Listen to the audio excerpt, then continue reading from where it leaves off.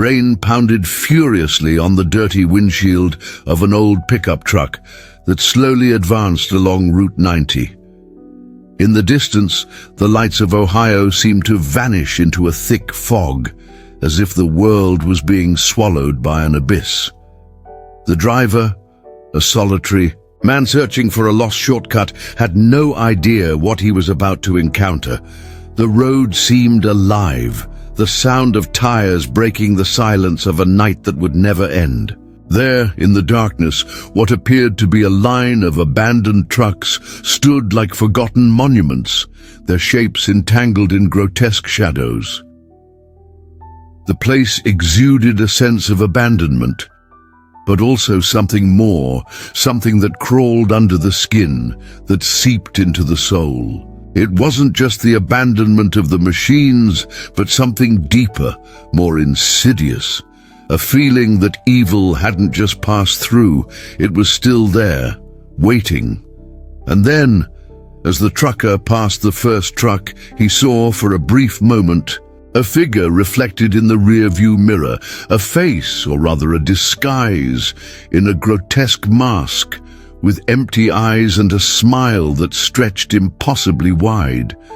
The clown. But that wasn't all. The laughter that followed, a muffled laughter, seemed to come from inside the truck's cabin itself, though he was alone. Fear crept like a cold chain, wrapping around his heart as he accelerated without thinking. The clown, however, did not disappear. He was there, watching. And something inside the trucker knew that his journey on that road would not have a peaceful end. The clown of Route 90 was not a legend. He was the manifestation of something much deeper, something macabre. And so began the journey of those who dared to cross that cursed territory. It was a moonless night, the darkness swallowing every inch of the road. The pickup truck's engine growled low, as if reluctant to cross that sea of darkness. Route 90, with its treacherous curves and the constant sound of rain, seemed more like a legend than a real road. Fear, a latent and invisible fear, already gripped the driver. He couldn't explain it, but something wasn't right. Something was watching him. After seeing the clown figure in the rearview mirror, the driver thought it might be a trick of the light. Maybe it was the reflection of an object in the back seat, or some glitch that distorted his vision. But the feeling persisted, growing.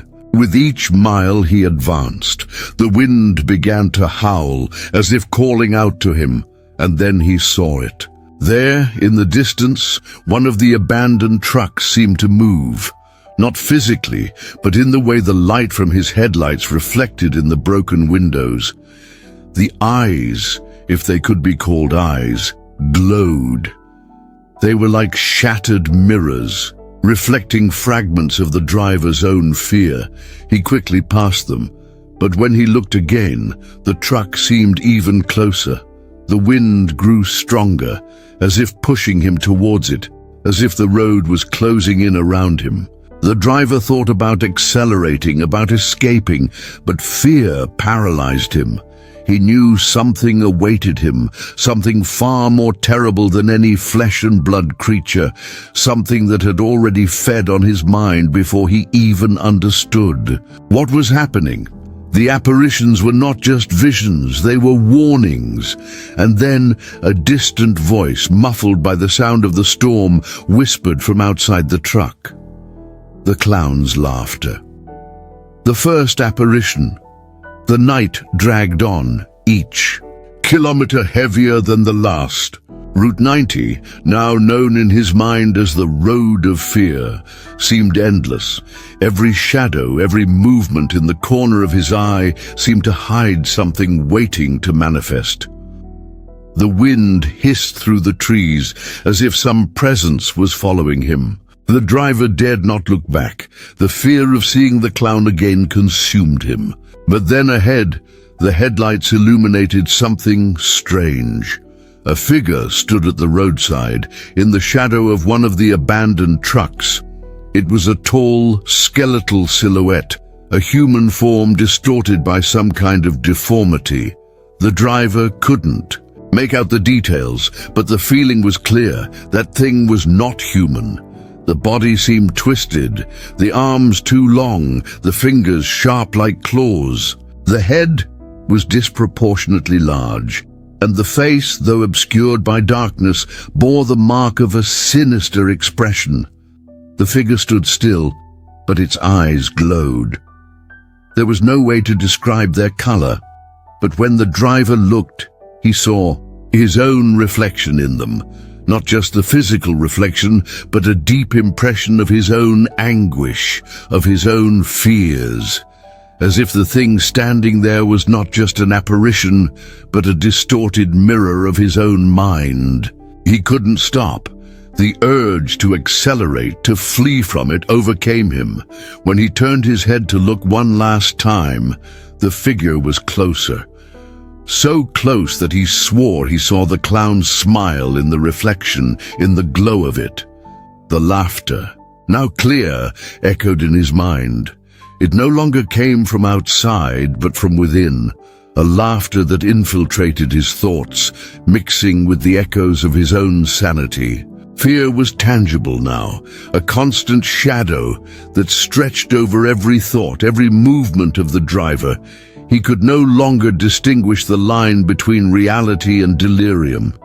He felt the weight of the road on his shoulders, the weight of those shadows dancing around him. Each abandoned truck he passed seemed to hide something he did not want to see. Then he spotted in the distance an old truck, its paint worn and windows broken. But what disturbed him most was that, unlike the others, this one seemed different. Something about it called his attention in an almost hypnotic way. He felt an irrational compulsion to stop, to approach. And when he did, his heart nearly stopped. There was something inside the truck, something that shouldn't be there. It wasn't a person, nor a living being. It was a figure, a dense shadow, as if a part of the darkness itself had materialized inside the cabin. But more disturbing than that, he swore he saw the clown's mask in the broken window. It wasn't the clown itself, but the mask, a monstrous expression made of pain and suffering distorted by time. Through the cracks in the glass, he saw the silhouette of something more. Not a body, but a figure that seemed more like a reflection of his own fear. With each glance, each attempt to understand what was happening, he was pulled deeper into that insane mystery. Something inside him said that the answers were there.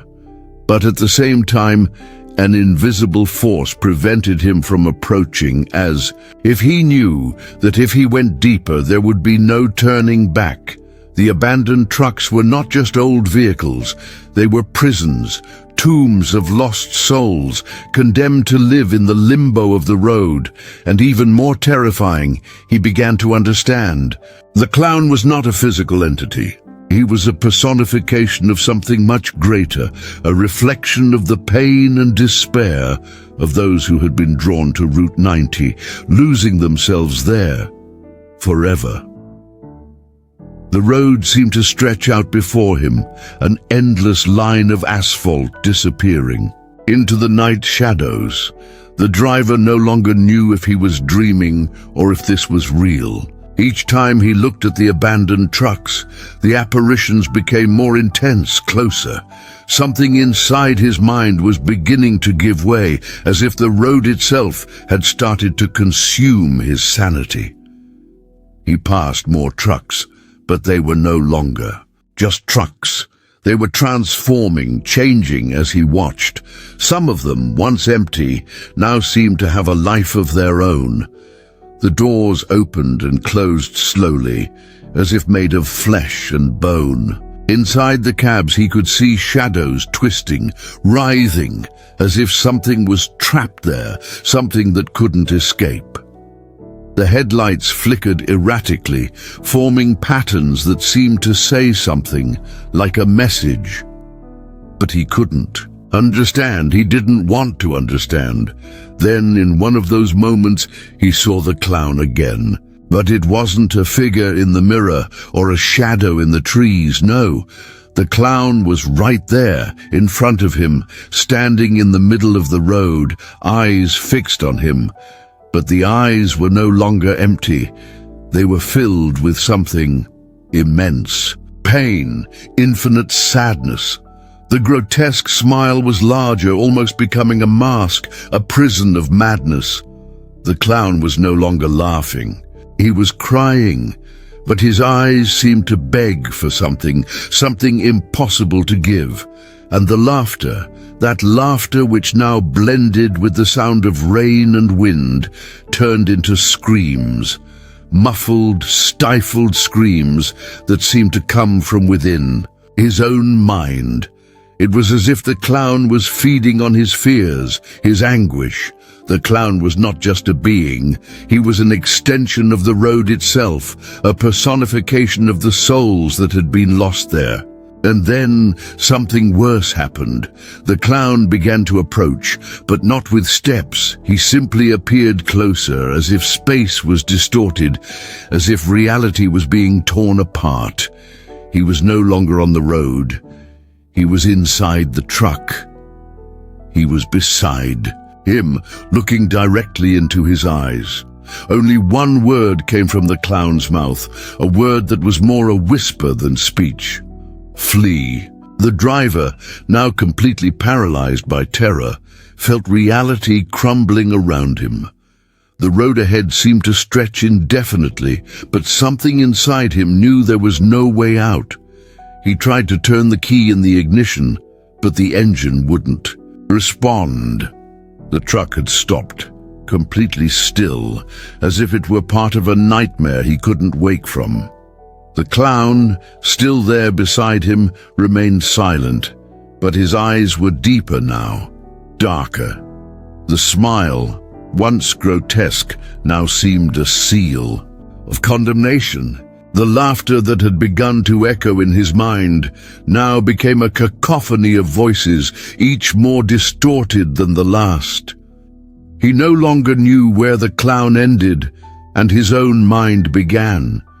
It was as if the two entities had merged into a single presence. The rain, which had seemed like a curtain of fear, now felt like a warning. The sound of water pounding on the truck's roof was like a hammer in his head. The clown no longer spoke, but the eyes were still there, fixed on him, piercing his soul. And then, when he looked back at the road, he saw what he never imagined he would see. The abandoned trucks were moving. Slowly, their shadows began to twist, their forms distorting, as if something was trying to escape from them, something not physical, something indescribable, but exuding pure evil. He could see the faces, deformed, bloodied inside the cabs. They were no longer people. They were shadows, specters of lost souls that had been sucked in by the road. And, with a snap, the clown disappeared. Not physically. He was now inside his head, every thought, every nightmare. The road had become a psychological prison, and he was losing control. The laughter returned, louder, more urgent, but now it wasn't just the clowns. It was from all those who had been devoured there on Route 90. He heard the screams, felt the cold arms of specters touching his skin, pulling him out of the truck. There was no escape. The road had consumed him, and he knew, with terrifying clarity, that he would never see the light of day again. The truck's engine finally roared to life, and the vehicle began to move slowly, as if it had somehow regained its vitality. But the driver no longer knew where he was going. He didn't know what was real. He didn't know if he was still on Route 90, or if he had been transported into an endless nightmare. He looked ahead, but there was no more road. The view before him was a blank screen, as if the universe had been erased. The clown was there again, but he was no longer in his grotesque form. Now he was a sad figure, a shadow of what he had been. He no longer smiled. His eyes were not empty. They were filled with understanding, as if he knew what the driver was about to realize. The driver could no longer distinguish between what was the road, the clown, and himself. The feeling that everything had become one unbearable nightmare consumed him, until finally he understood he would never leave. It wasn't the road that was cursed, it was him. He had become a part of the nightmare, a specter doomed to wander. Route 90 forever, watching others get lost in the same way. As the engine purred softly, he saw one last time the reflection of the clown in his rearview mirror.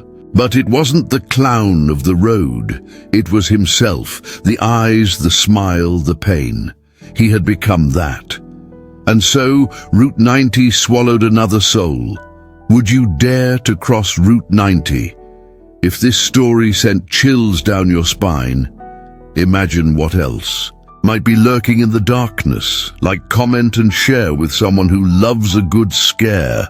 Subscribe for more spine-tingling stories. And be careful when hitting the road at night. You never know who might be in the rearview mirror.